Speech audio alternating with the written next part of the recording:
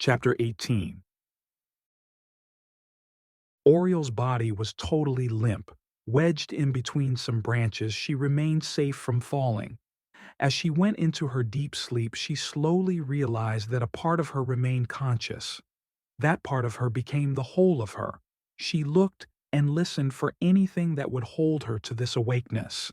The feeling of being conscious in the moment, despite the fact that what you identify with as you is not conscious.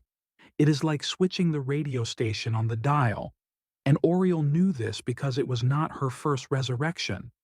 There was a feeling of dissolution, of death and birth in one instant. One moment, death. The very next moment, birth. No in-between. It was such an odd experience, yet one that she took for granted, given her status as a phoenix.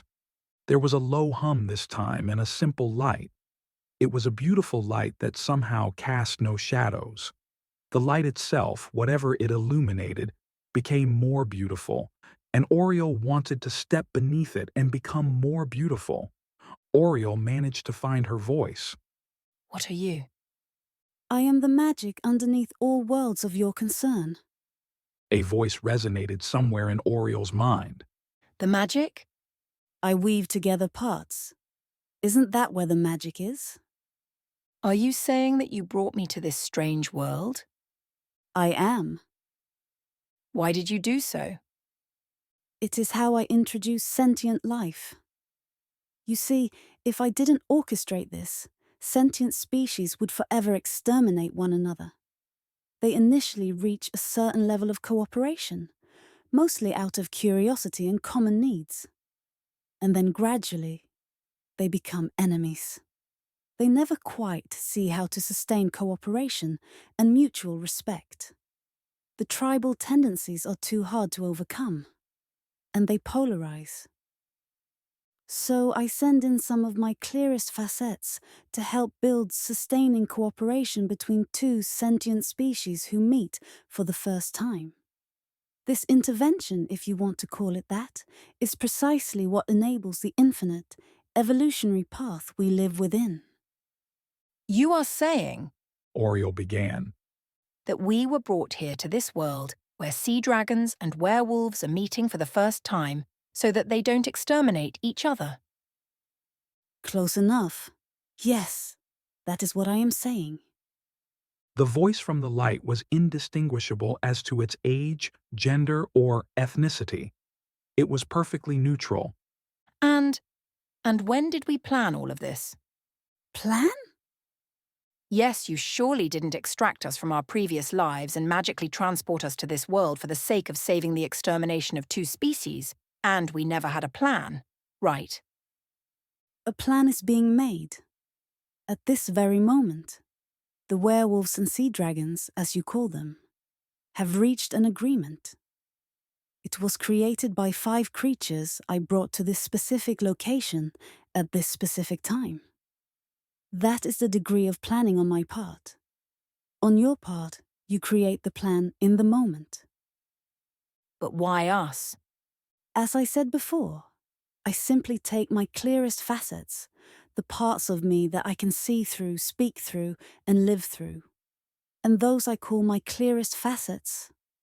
And those I know because, as I just said, I live through them, even when they are deeply separated from my true existence. How did we become your clearest facets? You believed. Believed in what? In me.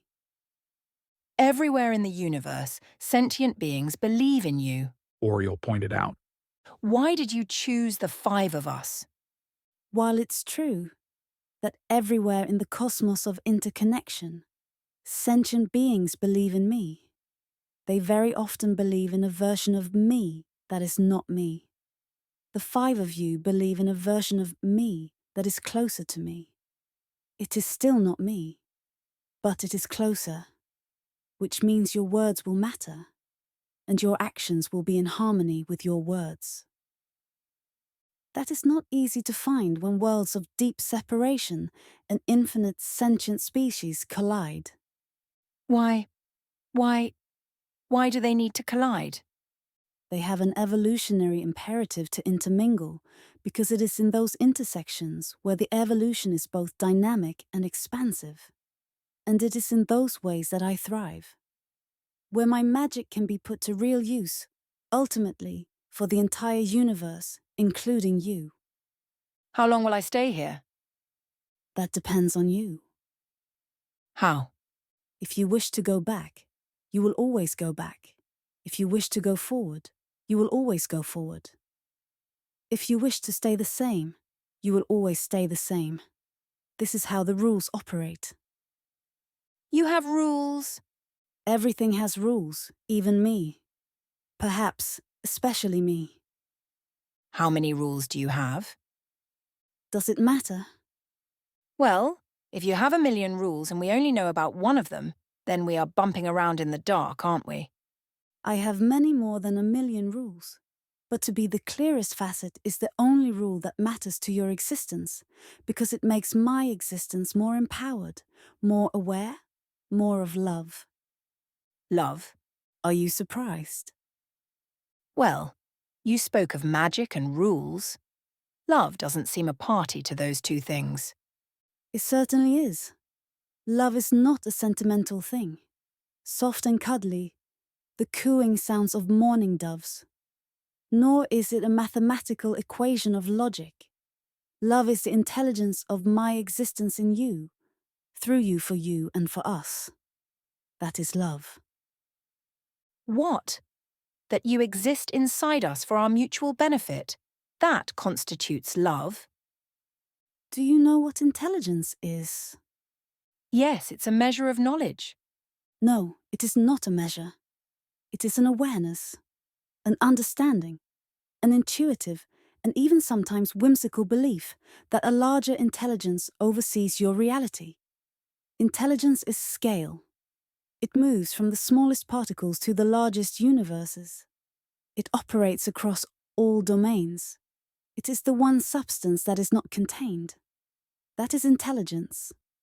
That kind of intelligence is what I use to interweave all of life. Sentience is my highway, regardless of what form it embodies. However, within that sentient life, life is unimaginably diverse, and so it requires intelligence, or what I would term love, in order to weave it together into a whole. Love is the intelligence that integrates diversity within sentience. That is love. Oriole could sense that the voice and light were leaving. May I ask one more question? Yes. If we broker an agreement between the werewolves and the sea dragons, but I know the sea dragons are not being truthful, should I alert them? The werewolves? Perhaps you should first alert the sea dragons and understand their response before you speak to the others. With that, the voice and the light faded, and Oriole could feel herself shifting to something heavy, groggy, disoriented, and high in a tree. She gradually became aware of her phoenix self, realizing that her memories would eventually be restored. Usually, it took a few minutes. Her first time, it was 3 days. When she looked down, she could see, off in the distance, sea dragons surrounding one of the largest creatures she had ever seen. Fear flooded her system and brought her consciousness to a sharp point. Her memories rushed in that very instant. She positioned herself, opened her wings, and flew off. She knew the direction, even in the starlight.